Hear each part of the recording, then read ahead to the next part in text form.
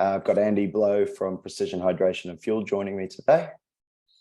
Good to see you, Scott, as always. Good to see you, mate. Today, I think will be a really interesting talk for a lot of people for a lot of practical reasons. We're obviously touching on pre-fueling hydration, pre-fueling and hydration, and whether it's worth the hassle for the athletes out there. I think it's very topical at the moment. A lot of people are talking about carbohydrates and a lot of people are talking about sodium. So I think, Andy, you at the helm of a fantastic company of Precision Hydration and Fuel. I think it's a very timely conversation that we had, and very interested to hear what your practical experience has been from a company perspective and also from all the athletes that you're working with. And I'll just chime in here and there. Sounds good. Okay.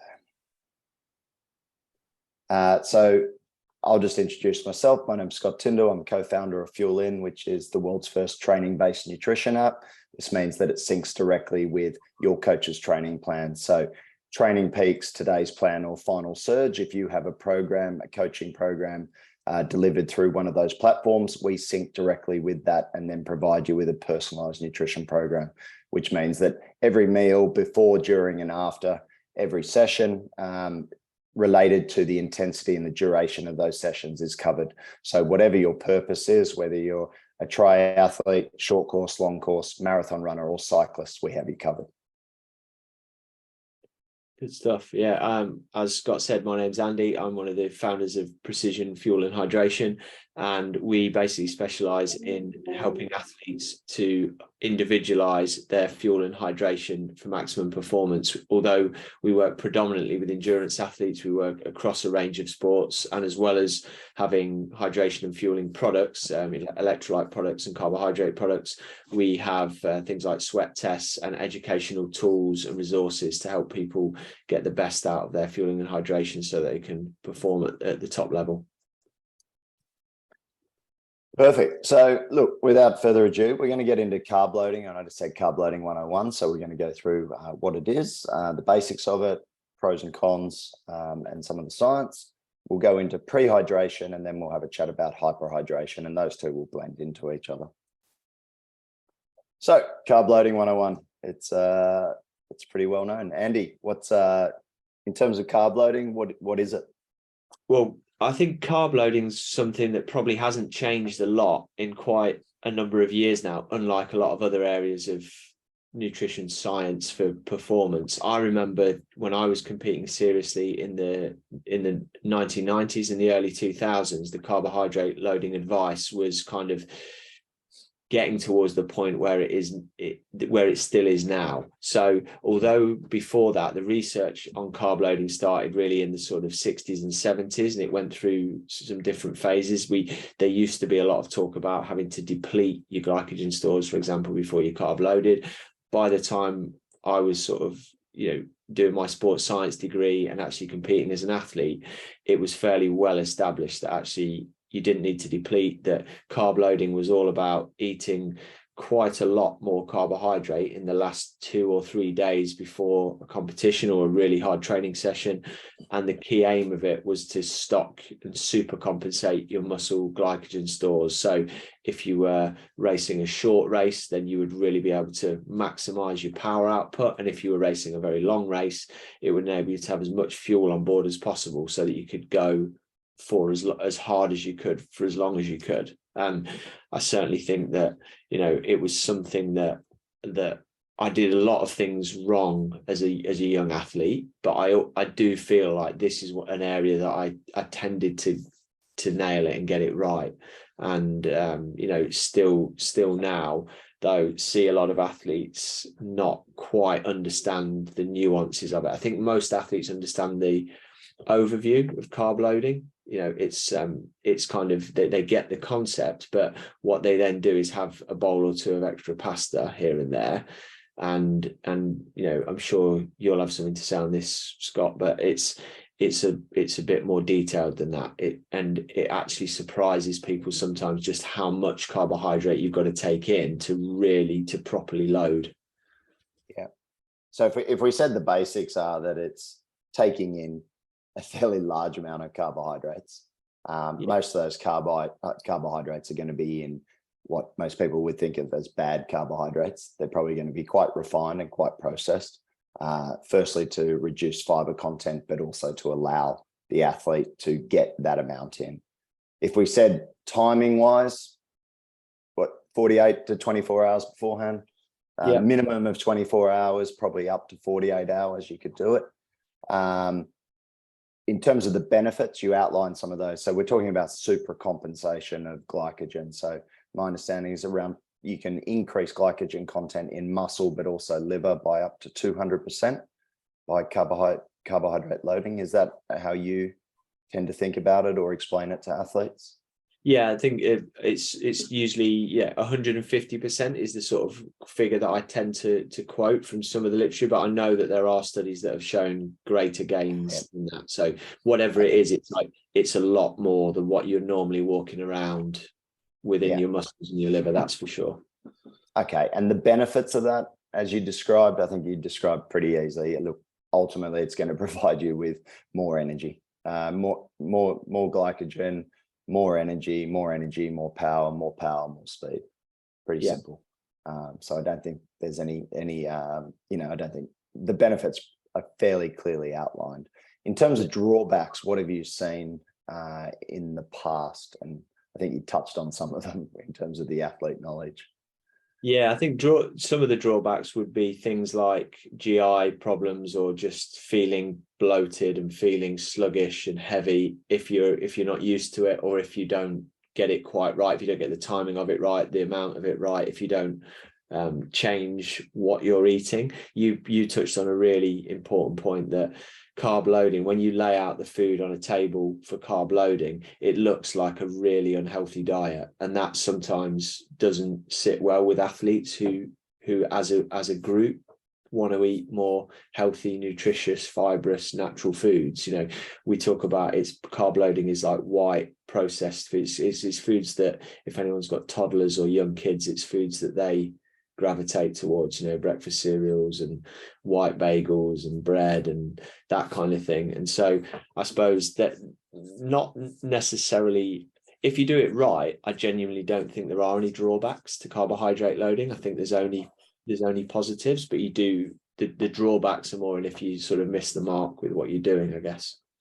Yeah, I'd say one of the drawbacks, which is probably more psychological, it might be the weight gain that some athletes do associate with carbohydrate loading, which is probably why I suggested them not to jump on the scales the day before or the day of the race, because sometimes that can be a psychological blow to them. However, as I explained to them, is they've got more water in them.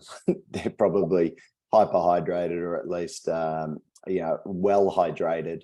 And that's ultimately, you say to them, well, what do you want to avoid during the race? And they're like, well, getting dehydrated. And you're like, okay, well, then there's nothing to worry about. So I think you can flip that drawback pretty quickly. It's usually just the actual number on the scale that tends to freak out some athletes. And I think just explaining that, so for every gram of carbohydrates, you'll attract somewhere between 3 and 4 grams of water.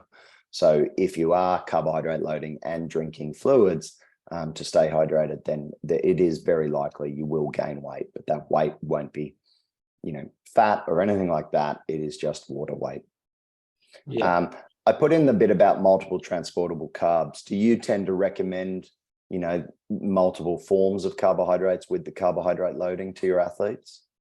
I think that's sort of less important in carb loading than it is in carbohydrate that you're going to ingest when you're exercising, because the rate of absorption, you can spread your carbohydrate intake out over a couple of days, so it doesn't matter quite as much. I do know that a lot of athletes like to carb load with things like honey, which are high in fructose, or use that as part of it. And I do sort of sense there might be a benefit of that on the morning of a race, when the carb loading that you do in the days prior is primarily to load up your muscles, and the carb load that you do on the morning of a race is often a top up for your liver glycogen, and obviously fructose gets processed through the liver, so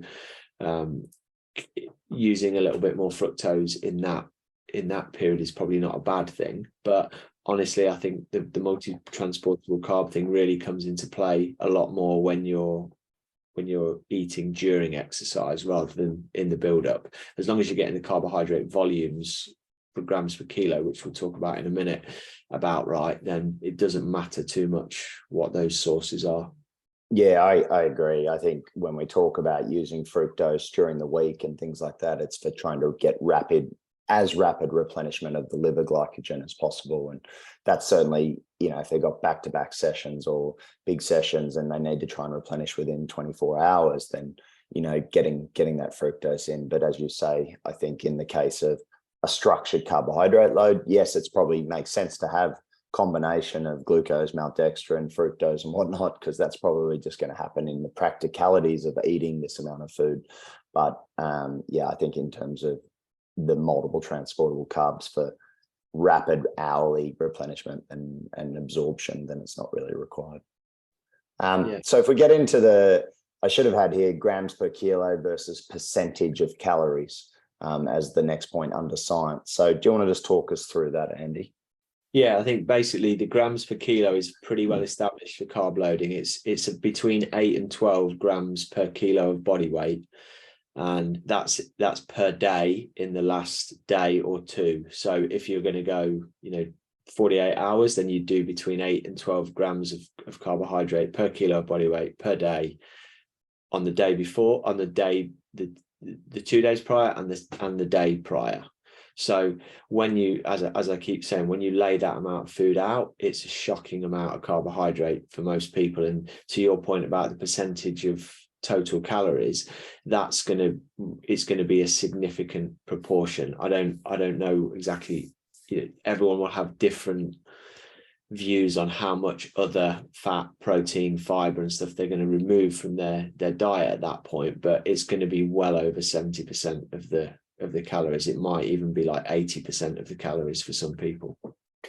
Well, and I think absolutely you bang on with the grams per kilo. The point I often make to athletes about the percentage, and this is where some of the research has found that if you base it on percentage of calories, i.e. even if you get up to 60, 70% of, especially for females where they may only be taking in, say, 2,200 calories or 2,500 calories, that 70% of that as carbohydrates won't equate to the 8 grams per kilo of body weight. So for a female in particular, and this is the research, is that you certainly push above or at least to 8 grams per kilo of body weight and don't base it on percentage of your daily caloric intake, because what will tend to happen is just because you're not eating enough calories a lot of the time, you just won't hit that number. So I think that's where it really becomes very important for people to use the grams per kilo as opposed to percentage of daily caloric intake.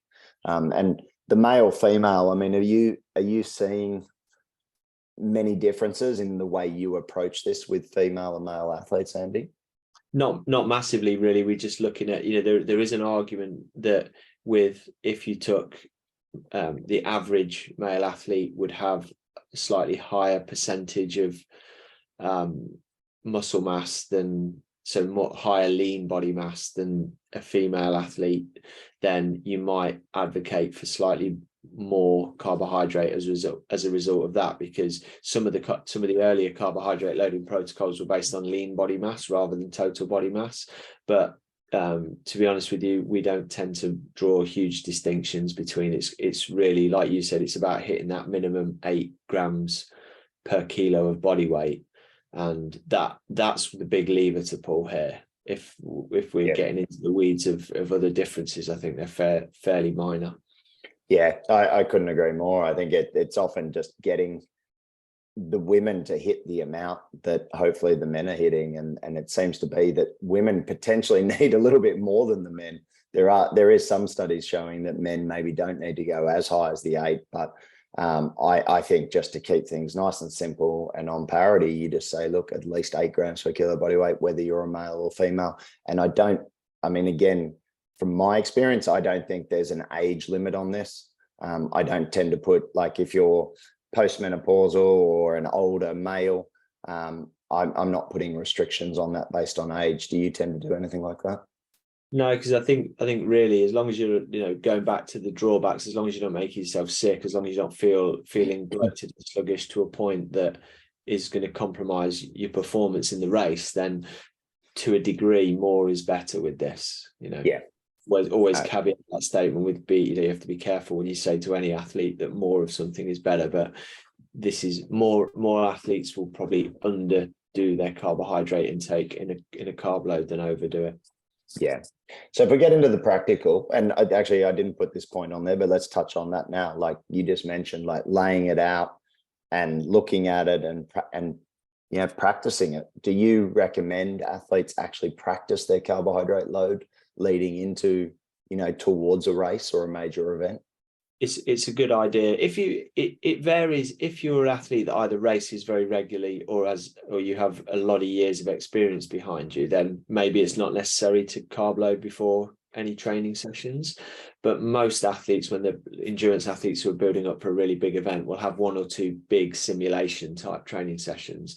And it is a good idea, I think, to at least you might not hit the really high notes of the same carb load that you do on race day, but getting somewhere close to that just to test it out. And certainly if you've not got years of experience or haven't got loads of races behind you, it's worth testing it out just to see how your body feels on that, because you've got another point there under the science around timings. And some people just have that kind of iron stomach and can eat lots and lots they can eat 3 big meals. They can take their normal 3-meal structure and boost it up and be fine with that. Other athletes have to change the timings to sort of far more of a grazing type approach, because you've got to eat so much volume, or they've got to change it up into sort of liquids or rather than solids or whatever to fit it in. So like with anything, you're going to practice it, or you're going to want to practice it a bit, so that you can be sure that it's going to work for you in the way that's intended.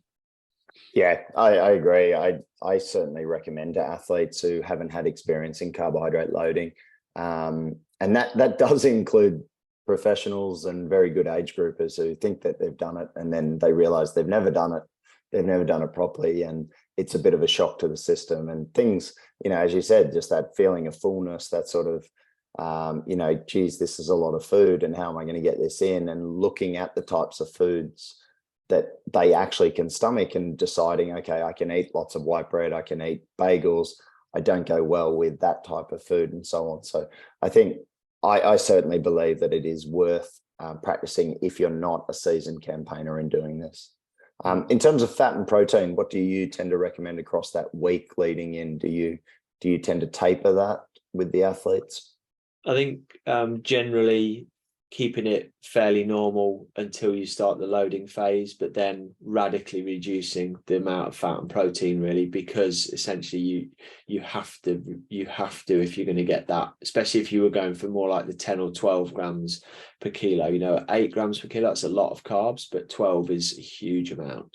And if you do that, you sort of find that the other macronutrients and fiber as well, I would kind of add into that, get squeezed. You have to squeeze them out a bit, because otherwise you end up with either too many total calories or just a very, very unpleasant feeling around trying to consume that amount of volume of food. Your body's pretty sensitive to that. So generally reducing those down, it's a bit of it does depend on what type of diet you normally follow. Some people find it easier. Other people will eat a very high protein, high fibrous diet regularly, and switching immediately to all processed, refined carbohydrates that might make them feel quite lousy, in which case tapering it in a little bit might help. Yeah. But it depends how representative the carbo load is of your general sort of training diet, I think. Yeah, I agree. I think we certainly advocate, starting to reduce that fat. We tend to keep protein, again, try and keep things consistent where possible, especially for the long course athletes. I think from my experience, just having some protein on board, not going overboard with it, but certainly keeping that and just keep some consistency there. We do advocate that. But I think the point about the fiber, certainly, and we'll start to talk about that athlete reducing total fiber intake from even the Monday before the race. And it is hard, especially with those high amounts of carbohydrate, even if you're eating processed foods, to keep fiber down below, 15 grams per day, 10 to 15 grams per day is tough, but it is possible through the choice of those, ultra processed and processed carbohydrate sources. You mentioned, I know you want to talk about like things like if someone does get a nervous stomach with this, either during the load or even just before the race, what are your recommendations? I think if you know that you're a nervous eater on the morning of the race, then you've really got to make sure that you do a solid load on the 2 days prior, because that might restrict what you can take in and top up on race morning. And whilst in the long run you'd want to address that part of it, I think, and try to eat more on the morning, that's kind of not helpful advice in the short term. So I would say, focus on the loading prior if you've got a nervous stomach. Also, it's okay to include more liquid calories, sports drinks or juices and those kind of things that have a high carbohydrate content. They still count, and they still contribute to the total, so you might find those easier to get down. And then definitely, if you've got a nervous stomach, that's you are probably someone who's got to practice with what you're doing. So even if that means if we're talking about triathletes, because I'm sure a lot of people that are interested in this will be doing triathlon, a lot of swim sessions start early in the morning, and whilst you might not have the nerves that you've got pre-race, sometimes practicing eating before your morning swim sessions, if they're early, can be a good simulation and can help you figure out the types of foods that might go down a bit easier for you on race day, so that you can have it pre-planned, and get as much down you as you can. Yeah, I think that practicing on that race day meal as well, I think that can be practiced as part of the carbohydrate load, but also just practiced on those days when you've got your big sessions. So your big bricks, if that's a Saturday or Sunday, replicate what you're going to be eating on race day before those sessions. And I think that does help with settling a nervous stomach and improving that. And your point about using liquid carbohydrates in the load, absolutely. Low fiber content, high carbohydrate content, not as it's, in terms of density, you're going to get a lot of calories per mil. So it tends to work very well in terms of getting that total amount of carbohydrate in. And then if we just go lastly, Andy, pre-start, a part of this carbohydrate load, what's your recommendation with athletes, pre-start of a race? The window on that, when you read the literature on it, the window is pretty large. It suggests that sort of 1 to 4 hours before the start is kind of the window for the last pre-race meal, so breakfast in most cases, and then that should contain 1 to 4 grams of carbohydrate per kilo body weight. So maybe as little as half or even an eighth of what you would take in per kilo body weight in the day prior. And I think that's when you compare the extremes there. If you were to take, you probably aren't going to take 4 grams of carb per kilo body weight 1 hour before the start, and you're likely to want more than 1 gram per kilo 4 hours out. So it's kind of blending those two and figuring out. I would always start, I think, with both practically and sort of mentally, when you think what is your time frame of eating before the start, because different races obviously have different constraints. If you've got travel involved in the morning of the race and a lot of waiting around, you might be eating that last meal 3 or 4 hours before. But if you have the opportunity and think you can stomach it, you might be able to pull that last meal up to 90 minutes to 2 hours before, and consequently I'd be grazing up to that if it was 90 minutes or 2 hours before, and having a smaller meal, 1 or 2 grams per kilo body weight. Or if I'm eating a lot way out from the race, 4 hours out, then I would load it up closer towards the 3 or 4 grams per kilo. That though, more than the carbo load itself, obviously, because it's that much closer to the start of the race, is definitely the bit that needs some practice and needs some experience to handle. Because if you balls up your carbohydrate intake 2 days out from the race, that might not be catastrophic for the race. But if you really do screw up your intake 90 minutes to 2 hours before, either by taking too much and feeling sick and bloated, or taking not enough and not giving yourself enough energy, both of those outcomes aren't going to help you race. So nailing that bit with a bit of practice is really, really important. Yeah, I tend to talk about, I think, look, what the average athlete, somewhere between 50 and 80 kilos. So I tend to say, look, if you're on the lower end of the weight scale, somewhere around 100 grams of carbs for that meal in the morning, up to say 150, 160 grams if you're at the higher end. So yeah, somewhere in that 100 to 150 grams of carbs in that meal on race day is going to be fairly suffice in terms of that range of grams per kilo. And sometimes that simplifies it for the athlete. But I think to your point, eating a long way out, I think from the race, 2 or 3 hours makes sense, just to let everything settle. If you've got to go to the toilet, all that, get it through. What about like just, where's your last feed before the race starts? Where do you tend to put that?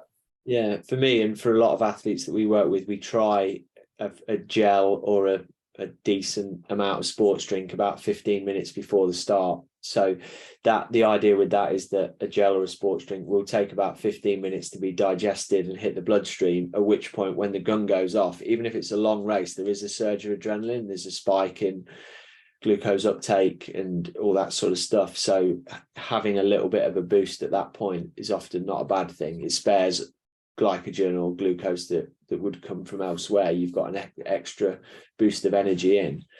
The danger is there are a few athletes that suffer this kind of rebound hypoglycemia where your blood sugar drops because you take the sugar in and insulin and is being released to combat that, plus muscles are scavenging glucose from the bloodstream as the race starts. And some people find that they kind of dip and feel quite lightheaded and low blood sugar for a few, it can last for a few minutes. Or the literature doesn't sort of suggest it's a major problem for a majority of people, but again, it's one of those things that you've got to test out, and if in doubt, if you don't think it works for you, then walk away from it. But I would say a lot of athletes could benefit. If you're doing an Ironman, I would be trying to take something 15 minutes out from the start just to give myself that final little carbohydrate boost. Yeah, agree. The easiest way to practice it is just before some of your swim sessions, 10 to 15 minutes before you're about to start your swim, have a gel or some blocks or some carbohydrate liquid. Do it a few times, make sure you feel good in the pool. You don't get that drop or you don't feel faint, and you're good to go. So, from a practical standpoint, I think it's easy to practice and certainly advantageous from practical experience working with athletes. Yeah. Okay. So we're just, I think we can probably skip past this, but what I want to talk about was, because we talk about carbohydrate, then we talk about practicalities, Andy, and it's something that we've talked about a lot in terms of, athletes practicing what we at Fuelin term carbohydrate capacity. And I think, yes, we talked about carbohydrate loading there and practicing that, but I think in terms of practicing carbohydrate intake during training is also super important to see what the effect of the carbohydrate loading is combined with in-session fueling. In terms of, if you were to give a 30,000 foot overview of how you tend to structure carbohydrate intake for athletes during sessions, how would you structure that, or how would you term it? I'd say for any hard long training sessions, which obviously is a bit of a vague term, but it covers any sessions where you might realistically be able to say that that carbohydrate or reduce sort of lack of carbohydrates could influence your performance. So if you're going out for 90 minutes, 2 hours plus, and you're going quite hard, then we would be advising athletes to fuel those sessions and fuel them relatively aggressively, which probably means at least 30 to 60 if it's on the shorter end of that spectrum, and more often 60 to 90, or if they're very fast and going for a very long time, 90 plus grams of carbohydrate an hour, which is very similar to what we'd recommend in races. So that has the advantage of obviously getting your gut trained up to handle that type and amount of carbohydrate for when race day comes. And it also improves your performance in that session and recovery from that session. So it's kind of picking at least a couple of sessions a week, really, in the immediate build up to a race, and fueling them in a race like way is not a bad idea at all. Yeah, I all I know from practical experience working with athletes, whether they're, beginners, seasoned age groupers, or professional athletes, is that the more that they consume higher amounts of carbohydrates during those higher intensity, appropriate longer duration sessions, the better the outcome in terms of the practical experience for doing it on the bike or on the run, in terms of how the performance of the actual session goes. And then the inadvertent thing that I think most athletes report is just how much better they feel after the session and the recovery from that session. And so I think if you get that carbohydrate intake correct within the appropriate sessions, it is a bit of a game changer for a lot of athletes, and not waiting until like the race comes around before thinking, shit, what am I eating now? What am I going to be doing? Like, the really strong advice would be, get the products that you plan on using in races and practice with them. So if that's your PF30 drink mix with, PF30 gels and their chews, and that's what you're going to be using, then practice it. And then practice what you're going to be using with on the bike, on the run as well. So practice those brick sessions. More often than not, triathletes will get GI complaints with the run off the bike. And so it's important to know what products affect you or how you cope with them on the bike, but then how they also translate to performance on the run. Yeah, and I think to add to that, we've been working with triathletes and cyclists and ultra runners for quite a few years now.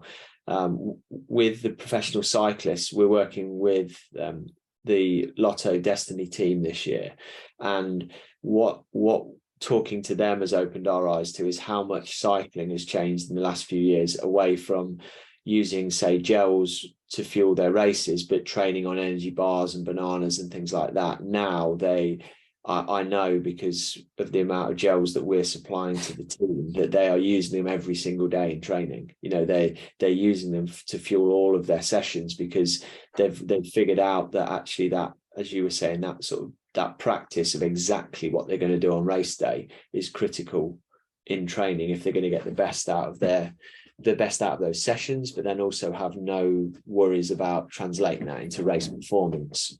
So specificity of the practice is really, really important. Absolutely. Okay, we'll get into hydration. I know where things are ticking along. So if we talk about, in terms of euhydration or being well hydrated, where do you sit with that versus, say, hyperhydration and hyperhydration in terms of, let's talk about like just athletic performance, Andy? Most of the time, I think it depends who you talk to and what you read, but you can get opinions that athletes do fine with their hydration most of the time, left to their own devices. So they're mostly euhydrated. There are studies out there that suggest that high percentage of athletes turn up to most of their training sessions hypohydrated or a bit dehydrated. So I think it's difficult to get a real handle on. It's certainly an individual. It's going to be an individual thing, but I think euhydration, normal, as in normal bodily hydration, is what we're shooting for the vast majority of the time. There's going to be a natural flex in that up and down if your training load is pretty high, because you are going to become temporarily dehydrated during sessions and have to rehydrate afterwards. But in order to monitor euhydration or hydration status in general, the recommendation we make to athletes that are in serious training is really simple. It's to kind of weigh themselves in most mornings and just look for any major spikes or drops in body weight that happen day to day.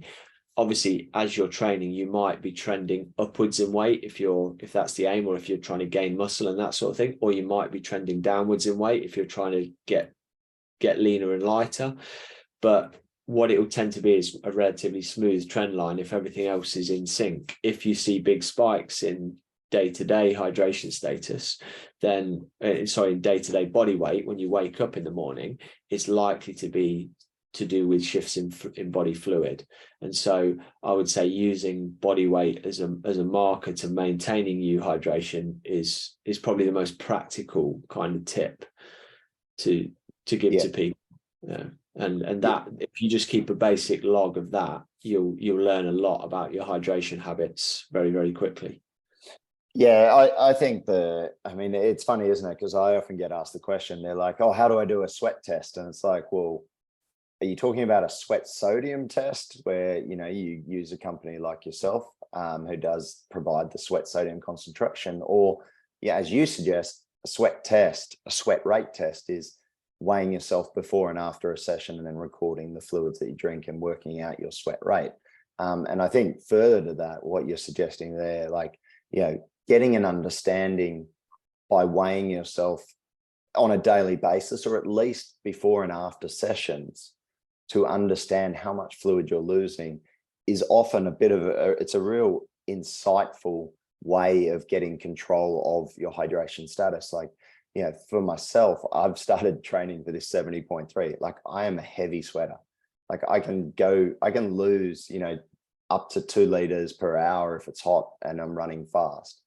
Like, so I'm very aware now of my need to rehydrate and actually get my fluids right, including sodium, because I feel, again, I've been tested by you. You've given me a number. I shoot a little bit below that, but that's certainly helping me feel hydrated, maintain my hydration status. But if I wasn't weighing myself regularly before and after sessions and keeping a log of that, I wouldn't have a clear understanding of what my hydration status is. And it takes time. And I think, to your point, Andy, like, it does take repeated efforts to understand how much fluid you lose. Like, one session isn't going to give you like, oh, okay, I lose 1.2 liters per hour and that's it. Like, there's going to be fluctuations based on intensity, based on the type of exercise, based on the temperature of the environment. But I think, as you say, those repeated measurements are so invaluable for athletes to gain a really good understanding of themselves. Definitely. And I think if you find that you're someone who weighs in regularly each morning or most mornings, and find that your morning resting body weight is fairly stable most of the time, then whatever you're currently doing is probably a pretty decent, you're taking good care of your hydration, whether you're doing it proactively or not.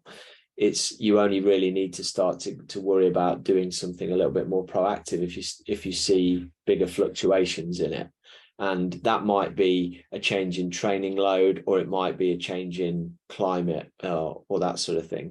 So this might not matter if you're in Florida and it's in the winter. It's probably quite pleasant for training, but in the summer, all of a sudden, if you're not keeping a handle on this and you're going out doing some big sessions in 95 Fahrenheit and 88% humidity, then it doesn't take too many days to dig yourself a bit of a hole of dehydration. And you might not notice that in how you feel initially, but it might show up on the scales first.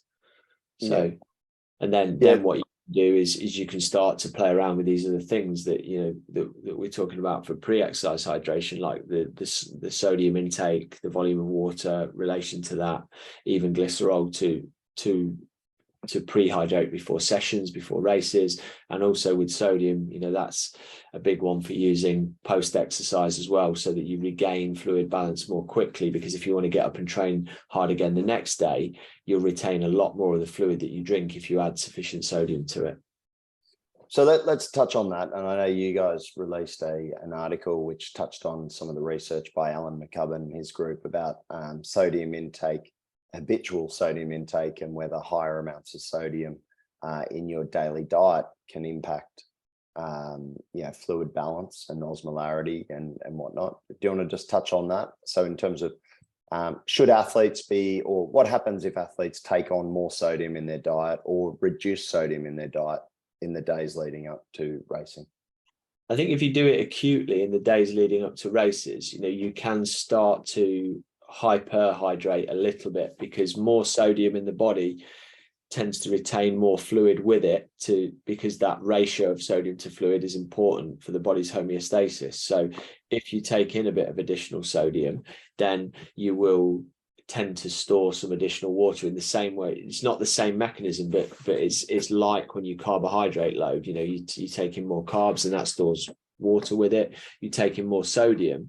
And when your body sodium stores start to get a little bit maxed out, you'll tend to hold on to more fluid as well. So acutely in the days leading up to a race, while we don't recommend people do anything particularly special until the last few hours, I think adding a little bit of salt to your food or having some electrolyte tablets in the water you drink is not a bad idea, because it'll help you to balance that. I think habitually over or chronically over a long period of time, your body is wise to, you know, fluctuations in sodium and fluid intake, and tends to bring you back as much as it possibly can to a euhydrated state by making you pee more and putting more or less sodium, filtering more sodium into that urine, so that essentially it balances itself out. So my understanding from that article was that most of the research was showing stupid amounts of sodium being ingested and what the effect was on osmolarity of the blood. But even with those super high intakes, which was probably unrealistic in the real world, the actual shift in osmolarity was potentially not even of practical importance. Yeah. Is that correct? Yeah, there was basically homeostasis is very powerful around this, and it balances it out, because your kidneys take control of sodium balance in the body. You know, part of the article was also looking at the effect, say, of increasing sodium intake on sweat sodium losses, because that's a question we get asked a lot around our sweat test. Surely the sweat test, if I eat more salt, I'll sweat more salt out. It's not really the case. You know, you might, at the extremes, you might sweat a little bit more out if you take on a lot of sodium chronically, or you might be able to reduce your sweat sodium if you completely abstain from taking sodium in. But generally speaking, most of the time it's going to be your kidneys, and the osmolality of your plasma is going to be maintained, because that's critical for homeostasis, and your kidneys are going to kick out any excess sodium, or they're going to retain sodium if you're not taking enough in. Yeah. Okay.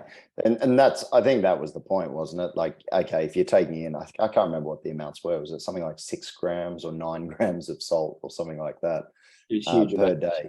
But it only bumped up that sweat sodium concentration minimally, and it was just unreal. It wasn't real world. So, you know, to your point, the marker that you provide, you know, is going to be fairly consistent regardless of what the individual athlete is consuming on a day-to-day basis. Yeah, we've had numerous people come to us and have a sweat test and sort of challenge this idea by then going away and eating a lot of salty food or taking lots of electrolyte supplements, and coming back and being surprised that their sweat test is basically identical. Yeah, if we'd have tested their urine, it would be a different story. But in terms of sweat losses in exercise, then it's going to be reasonably ballpark similar to what it was. Okay, so in terms of sodium, like again, in conjunction with the carbohydrate load, what is your recommendation? Is it based on, obviously the idea would be you'd be doing a sweat sodium test, and then basing the amount of sodium that they should be ingesting the days before based on that? Is that how you do it? Or if someone doesn't have access to the test, what would be your sodium recommendation leading into an event? Yeah, I think honestly, the sodium recommendations leading into event don't need to take too much into account regarding someone's sodium losses. That's more to do with during exercise replacement. In the lead up to a race, everyone can probably benefit from taking in some additional sodium. And what that is, there's obviously a limit. Like with carbohydrates, there's a limit to how much you can store in the body. It's not as elastic as the limit for carbs. The limit for sodium will be much more tightly controlled, but you can walk around a bit sodium depleted, and by adding extra salt to your food in the final few days before race, you're going to totally ensure that you're not depleted, so that your sodium stores in various tissues in the body and in your blood are fully topped up. And what you'll find is that taking in a bit of extra sodium and salting your food in the last few days will make sure you're definitely, it keeps your thirst drive active, you know, so you will also naturally drink enough water. So I think water and sodium in the last few days, it's like salting your food or eating saltier foods, and just drinking water in response to that, you know, and keeping well hydrated. What we do recommend very specifically in the last few hours before either a very long event or an event in the heat, or if you're someone who's a big sweater, is to have somewhere between sort of 500 ml and 750 ml, so about 16 to 24 ounces of a very strong electrolyte drink. With the strongest one that we make, if you mix it up as directed, is it has 1500 milligrams of sodium a litre, and that's kind of the lowest end of what's strong enough to boost your blood volume a little bit. So having that in the final 90 minutes before the start of a race is a really good idea to make sure that your tanks are fully topped up. But there's no point in starting that like a carb load 2 or 3 days before, because your body will just correct and just pee it out. Okay, so week before, just stay as an athlete, stay as what you'd normally do with your sodium intake, habitual sort of nutrition, and that. Day before is what I'm hearing. You would start to take in, say, that increased in amount of sodium. So in your case, you're probably recommending somewhere between that, 750 milligrams, 1000 milligrams extra sodium the day before? No, so I think, so the extra sodium, I think you can start adding sodium like with the carbo load a couple of days out. So you can so 48 to 24 hours out. Okay. And then the most important specific additional sodium preload is literally about 90 minutes before the start. So that is about on the day of the event. Yeah, on the day of the event, like 16 ounces or so of fluid, depending on your body size. It might be a little bit less than that if you're small individual. If you're really big, you might go for 24 ounces, but it's basically a very strong electrolyte solution. So like pH 1500. You might also, I've often done that. I lose a lot of salt. I'm a big sweater. If it's before a long hot event, I might also do that the night before as well. But the one that you take in about an hour to 90 minutes before is the most important one, because that's the one that's going to go into your system. You're going to absorb it. It boosts your blood volume, and then it's that blood volume is boosted for the start of the race. You've got time to have a pee if you need it, but you've got extra plasma on board so that you're starting with your sort of tanks fully topped up. Okay, so you'd probably be, if depending on your carbohydrate intake on race day, if you're consuming that around 3 hours before, you'd be having your meal, doing that. Then about 90 minutes before the start of the race, ingesting this, what did you say, about 700 mils of the electrolyte, which I presume if it's the sachet, it would have some carbohydrate in it as well. So it would have about 17, 18 grams of carbs. So again, topping up a little bit more. That's about 90 minutes before. And then about 10 to 15 minutes before the start of the race, topping up once again with, say, a 30-gram gel, plus or minus caffeine, depending. And we probably won't get into the caffeine, but I'd probably say have some caffeine at that point in time as well before you go, and get you going. But I think that's really useful information for an athlete to take away from this, and obviously can reach out to you to find out, or to both of us to find out more about that. I think this infographic really just sums up what we've talked about. Now, in terms of carbohydrate loading, increased muscle output, as Andy highlighted, the more glycogen you've got, the more energy, the more power, the more speed, and it's pretty simple in terms of that. So I think we see through the literature, carbohydrate loading has improved time trial performance, time to exhaustion as well. I put in things about improved bone mineral markers, and this is just something more related to carbohydrate intake in general that I think is something that's super interesting to me, and certainly should be of interest to a lot of athletes, female athletes in particular, but also male athletes, that carbohydrate consumption, certainly after training, is going to improve bone mineral markers. And that's really important from a health perspective. So you will improve osteoblastic activity and reduce this osteoclastic activity, which again, don't skimp on carbs, because from a health perspective, and if you've got issues with bones, then carbohydrates can be very advantageous to improving bone health. Improved energy balance. Overall, it's a pretty simple equation, isn't it, Andy, with physics? if you need more energy, you need to eat more, and carbohydrates is one of those macronutrients that can certainly be consumed in fairly high volumes and allow for that energy balance to be better. And then, as we highlighted as well, improved recovery. I think one of the number one things that I hear from athletes when they start consuming more carbohydrates, certainly before and during sessions, is that their recovery post-session is massively improved. And then the only other thing I want to touch on, like in terms of reduced risk of injury, in terms of hydration, in terms of fueling, where do you sit on that? Do you believe that it can help with reduced risk of injury? Are you still on the fence with that?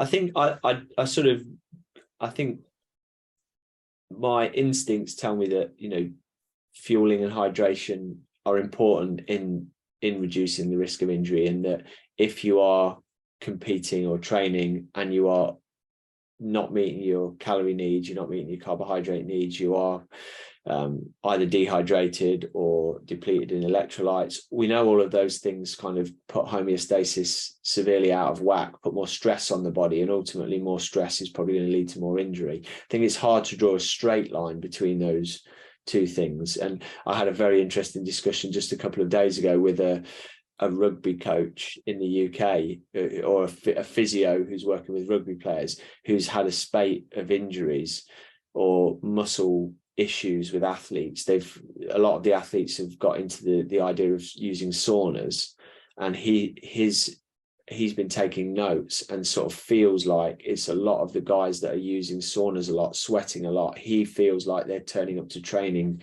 relatively dehydrated and then suffering muscle strains and pulls to a much greater frequency than they were otherwise seeing. So we had quite an interesting discussion about the role of hydration and electrolyte balance and how that might be, because there are plenty of rational reasons or logical reasons why being dehydrated, having low cellular volume, having low electrolyte levels might affect the way that muscles function.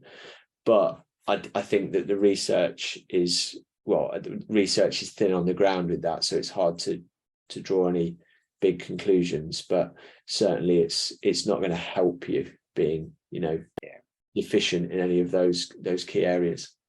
Yeah, it's interesting, isn't it, how one area of health, something like saunas, which obviously a lot of people are talking about, and you got to put in context that are you talking about trying to extend lifespan, or are you talking about trying to play a collision sport? And what's more important in terms of getting that right in terms of ensuring proper hydration status and whatnot. I think in terms of risk of injury, certainly if you're an athlete who's suffering from bone stress injuries, frequent injuries like that, muscle injuries, tendon injuries, then probably that energy balance on the far left is probably out of whack. And we know that if an athlete is in low energy availability, and that could be from unconscious underfueling by excluding something like a macronutrient like carbohydrates. So that unconscious underfueling through exclusion of a certain macro type or a food type, say gluten, could lead to underfueling, a caloric deficit, and that therefore could reduce or could result in increased risk of injury as well. So just something for athletes to think about in that sense. I think we touched on a lot of this from a sweat rate test, perspective, and that difference between sweat rate testing and sweat sodium testing. But I just wanted to highlight here, it is so important, as Andy said, to get an understanding of what your sweat rate is. Understanding how much you sweat in, if you just break it down, less than 30 degrees Celsius or over 30 degrees Celsius, or less than 85 Fahrenheit, greater than 85 Fahrenheit, over set durations, bike run, brick specific, what's your fluid loss, what's your fluid intake, understanding what your percentage of body weight loss is. Andy, do you read about 2% body weight loss? Do you tend to try and keep athletes below that, or are you a little bit allow them to go a bit above, knowing that in reality in races they go well above that? I think certainly for ultra endurance, there's lots of information to suggest that athletes finish races significantly more dehydrated than that without a performance decrement. But the question often is what's suitable for a race when you can finish, and you want to effectively finish close to the point where your performance is going to drop off a cliff, and recovery might take a long time, versus what you might want to do in training are two different things. Because staying within 2 or 3% body weight loss during a lot of key training sessions might be sensible for continuity and consistency of training, but those numbers are a little bit individual. Some athletes appear to be able to tolerate big swings in their hydration status, and other athletes appear to be more sensitive to it. One of the biggest problems with general recommendations in this area is that obviously percentage body weight loss has a lot to do with the level of fluid and the body weight you had to start with. So if you're fully carbohydrate loaded with lots of extra fluid on board, and you've sodium loaded, I definitely used to start an Ironman 2 kilos or more heavier than my average day-to-day weight in that immediate build-up, which is basically carbs and fluid. And so at that point, I could have probably dropped 2 kilos without actually becoming substantially dehydrated at all. And so you've got to, that's why the only quick answer to this is like, go and collect a load of data on yourself and look at things like how you perform, how you recover, how you feel at different levels of loss, and you'll soon start to zone in on what are red flags for you, basically. I think the last point there, be the scientist. You've got to be your own N=1 and experiment on yourself, so you understand, when you are hyperhydrated and you do lose fluid, but it doesn't impact, your performance, then that could be a strategy that you could take into racing, and certainly and utilize that to improve performance on race day.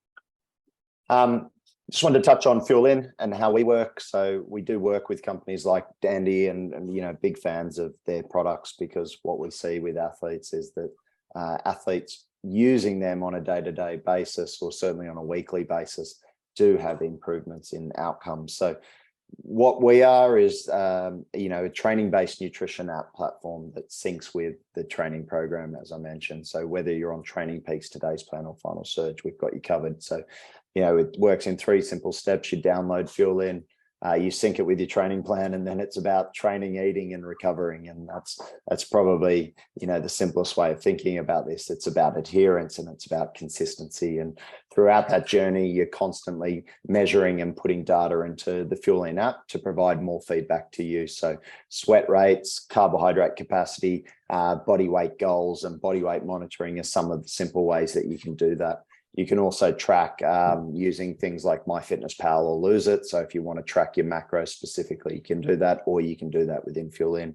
And then I think the thing that we love about it most is the community aspect. So diving in with guys like Andy and his company, Precision Hydration and Fuel, educating athletes with, people we mentioned, Dr. Alan McCubbin, having him on talking about the science of hydration and sodium. I think it's always really wonderful for athletes to be learning more about the why they're doing stuff, as well as the how and what to do. So I think it's certainly a wonderful tool for athletes if you are serious about your nutrition and dialing it in, and especially for long course. I personally don't know how anyone does it without some structure. I think about it in the way that, my coach gives me structured training, and Fuelin gives structured nutrition. And without that, I honestly don't know how athletes get through the training. And then I just wanted to give a little bit of a plug to Andy. And Andy, do you want to mention anything in particular about these products that you want to highlight? No, I think the only just quick thing to say about them is, thanks for your sort of kind words about the products. We just strive to make very simple, effective products that make it easy for athletes to hit their fueling numbers with, because it always surprised us prior to our products coming out that you had to read the small print on the back of a gel that was designed to give you carbohydrate to find out how much carbohydrate was in it. And so really, there's nothing magic in what we do here, but it is just a case of helping you work out your numbers, 30, 60, 90, maybe even 120 grams of carb an hour, and then giving you the different product options to hit those. So We also, like you, Scott, spend a lot of time, working with and consulting with athletes, less actually on the full package, obviously, around day-to-day nutrition. That's not our specialism. What we're mainly aiming at is that during exercise window. So if people listening to this want to hit us up and talk about specific questions they have for that, then we have free call booking links on the website, and you can just email the team as well and get yourself booked in for one of those. Yeah, I think it's a great service, Andy. And I think, the combination of that education around the in-session fueling and then, that day-to-day nutrition and how they interlink, I think it's so crucial for athletes. I love the 90-gram packet, and I've been talking to a lot of athletes about this. It's perfect for the run. You don't have to faff around. The only thing I get wrong is I probably squeeze about half of it in my mouth in the first go. So I usually carry, that and a couple of the single gels. And the fact that you've now released your 30-gram gel with 100 milligrams of caffeine, it's probably, for me, it's carrying the 90-gram pouch and then 2 30-gram caffeinated gels, and that will get me through the half, which is nice. So we're aiming somewhere around that 60 or 70 grams an hour. Cool. So I think, the key takeaways from this: carbohydrate loading. I think, as we said, the science has changed a lot from the 1950s to the week before with glycogen depletion and all that. You don't need to do that. Somewhere between 24 to 48 hours is required. Sorry about the spelling mistake there. Certainly that 8 gram per kilo body weight, male, female, no matter what your age, that's what you need to be targeting. And it is, as Andy said, it's a lot of food. If you're a heavier athlete, it is a hell of a lot of food. If you're a small athlete, it's quite daunting even just seeing the amount of food as well. So it's all relative to you. But certainly you need to practice it and you need to explore the foods that will allow you to get there. Andy, do you want to add anything to that, those 3 points? No, I think that covers it. It's a lot of food and practice eating it. Yeah. And then in terms of hydration, I think, look, it's fairly similar to the carbohydrate load in that you just got to understand what your requirements are as well. So, as Andy touched on, understand what your fluid loss is day to day. If that's weighing yourself, it's not to monitor your body weight. Okay. You're not tracking, like, are you going down in terms of the trend? That's more related to, weight and what you're doing with energy balance, but you're just tracking fluid balance based on training.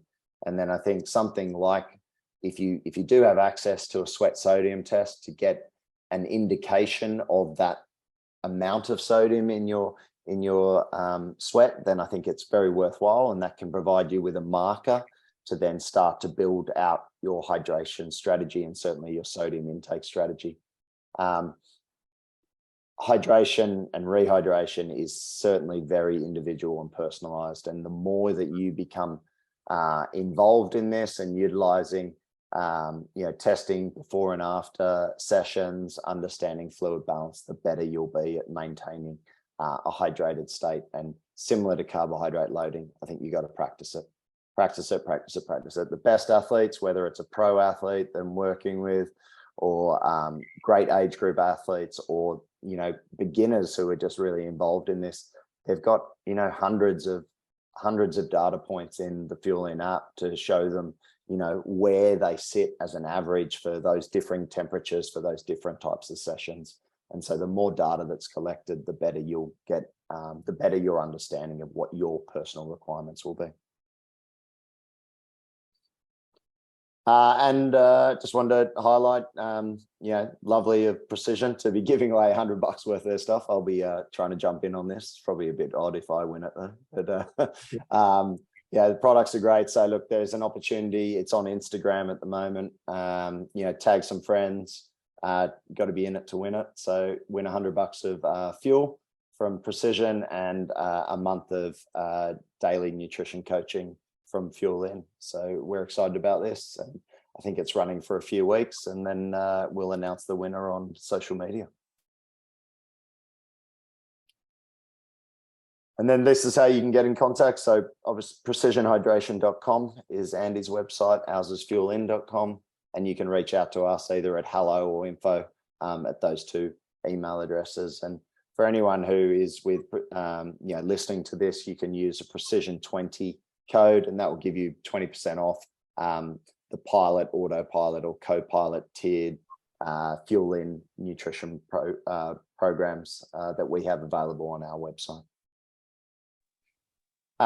Andy, do you have anything you want to add to that? I think, thank you so much. It's always insightful to hear how you guys are approaching, hydration and fueling with your athletes. That I know you work with a lot of them, and it's really great.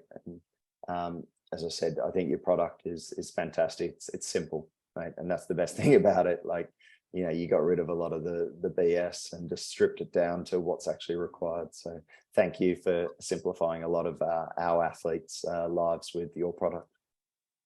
No, it's all good. Thanks, Scott, and thanks for the invite to come on and talk about this. I think getting your carbohydrate loading and pre-hydration right are relatively, as they go, once you get practicing with them, relatively simple things to get right, but things that can have a really big impact on your performance. So certainly, people get lost in the weeds of lots of other more complicated nutrition and hydration topics, but if you can turn up to a race fully fueled and optimally hydrated, then you set yourself up for the best chance of success, really. Couldn't agree more. Well, thanks, Andy. I know it's late for you. We'll sign off there, and have a good evening. Thanks, mate. Have a good day. Perfect. Thanks, guys. Thanks, mate. Bye. James, do you have any questions or anything? Oh, he's gone. Andy, do you have any questions? He's gone. That's good, mate. I think Cool. we'll just cut.